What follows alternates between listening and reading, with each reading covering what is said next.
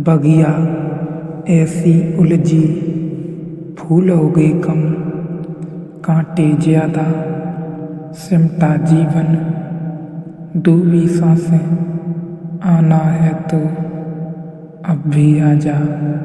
यदि आपने अभी तक अंतिम अध्याय नहीं देखा है तो कृपया करके अंतिम अध्याय देखें, उसके बाद ही इस अध्याय में प्रवेश करें। अभी सुख को जगा लें, क्योंकि सारे दुख हमारे उस मान्यता के पिछ लगू हैं कि हम देह हैं। बुद्ध भी मरते हैं, लेकिन मृत्यु की कोई पीड़ा नहीं। रामकृष्ण भी मरते हैं, लेकिन मृत्यु की कोई पीड़ा नहीं। रमण भी मरते हैं, लेकिन मृत्यु की कोई पीड़ा नहीं। रमण जब मरे तो उन्हें कैंसर था। चिकित्सक बहुत चकित थे, बड़ी कठिन बीमारी थी, बड़ी पीड़ादायी बीमारी थी, लेकिन रमण वैसे ही थे जैसे थे, जैसे बीमारी ने कोई भेद ही नहीं लगाया, कहीं कोई अंतर ही नहीं पड़ा। चिकित्सक परेशान थे कि यह असंभव है, यह हो कैसे सकता है। मौत द्वार पर खड़ी हो और आदमी अब विचलित हो। चिकित्सकों की बेचैनी हम समझ सकते हैं, क्योंकि शरीर ही हमारे लिए सब कुछ मालूम होता है। जिसको पता चल गया मैं शरीर नहीं हूँ, मौत आ रही है, लेकिन शरीर के ऊपर आ रही है, और पीड़ा हो रही है वह भी शरीर में हो रही है। एक नए चैतन्य का आविर्भाव हुआ है जो दूर खड़े होकर देख रहा है, और दूरी शरीर की और चेतना की इतनी है जैसे जमीन और आसमान की दूरी। इससे बड़ी कोई दूरी नहीं है। तुम्हारे भीतर दुनिया में अस्तित्व की सबसे दूर की चीजें मिल रही हैं। तुम क्षितिज हो जहाँ जमीन और आसमान मिल रहे हैं। जो उत्पन्न होता है, स्थित है, बढ़ता है, बदलता है, क्षीण हो जाता है और नाश हो जाता है, वह तू नहीं है जो इन सब को देखता है। बचपन देखा तुमने, फिर बचपन को जाते भी देखा। अगर तुम बचपन नहीं होते तो आज याद भी कौन करता है कि बचपन था। तुम बचपन के साथ ही चले गए होते। जवानी देखी, जवानी आती देखी, जाती देखी। अगर तुम जवानी ही होते तो आज कौन याद करता है। तुम जवानी के साथ ही चले गए होते। तुमने जवानी आते देखी, जाते देखी। स्वभावतः तुम जवानी से भिन्न हो। इतनी सीधी सी बात है, इतनी साफ सुथरी बात है।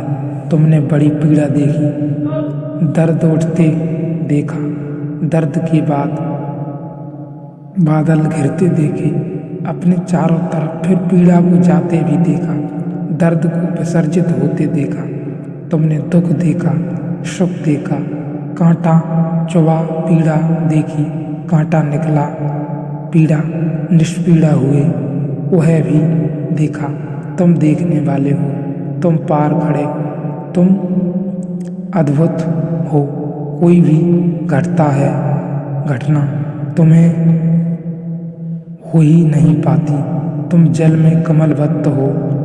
तुम असंग है, क्रिया शून्य है, स्वयं प्रकाश है और निर्दोष है।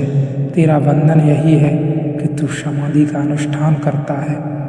यह अद्भुत क्रांतिकारी वचन है। ऐसा क्रांतिकारी वचन दुनिया के किसी शास्त्र में खोजना असंभव है। इसका पूरा अर्थ समझोगे तो गहन अहोभाव पैदा होगा।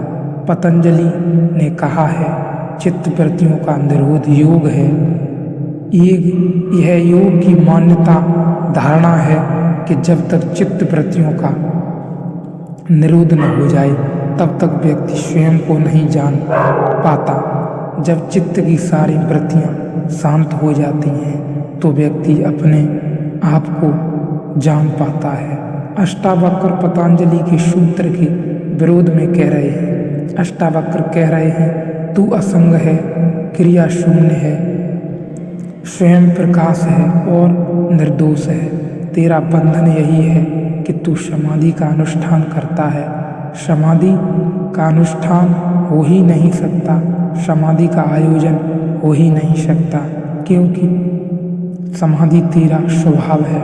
चित्तवृत्तियों में बड़ी स्थितियां हैं। चित्तवृत्तियों का निरोध तो ऐसा ही है जैसे किसी आदमी के घर में अंधेरा भरा हो, वह अंधेरे से लड़ने लगे। इसे थोड़ा समझना लेना। आप तलवारें, भाले, लठ और लड़ने लगे अंधेरे से। बुला लिया जवानों को, मजबूत आदमियों को धक्के देने लगे। अंधेरे को क्या वह जीतेगा कभी? यद्यपि यह परिभाषा सहो है कि अंधेरे का न हो जाना प्रकाश है, लेकिन इस परिभाषा में थोड़ा समझ लेना। अंधेरे का न होना प्रकाश है, यह सच है। चित्तवृत्तियों का शांत हो जाना, इसलिए अंधेरे को न करने में मत लग जाना। वस्तुतः स्थिति दूसरी तरफ से है। प्रकाश का हो जाना अंधेरे का न हो जाना है। तुम प्रकाश जला देना, अंधेरा अपने आप चला जाएगा। अंधेरा है ही नहीं, अंधेरा केवल अभाव है। पतंजलि कहते हैं, चित्तवृत्तियों को शांत करो तो तुम आत्मा को जान लोगे।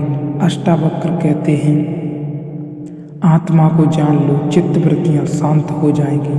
आत्मा को जाने बिना तुम चित्तवृत्तियों शांत कर भी न सकोगे। आत्मा को न जानने के बिना ही चित्तवृत्तियां उठ रही हैं। समझा अपने को कि मैं शरीर हूँ तो शरीर की वासनाएं उठती हैं। समझा अपने को कि मैं मन हूँ तो मन की वासनाएं उठती हैं।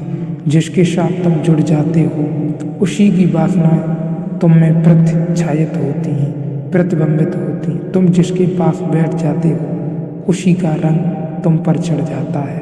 तुम असंग हो, क्रिया शून्य हो, स्वयं में प्रकाश हो और तुम समाधि का अनुष्ठान करने लगते हो। यही झूठ है। तुम समाधि का स्वभाव है तुम्हारा, समाधि तुम्हारा स्वभाव है। तुम्हें समाधि का अनुष्ठान करने की कोई आवश्यकता नहीं है। समाधि में तुम्हारा होना है। तुम असंग हो, क्रिया शून्य हो एवं स्वयं प्रकाशबद्ध हो, स्वयं प्रकाश हो।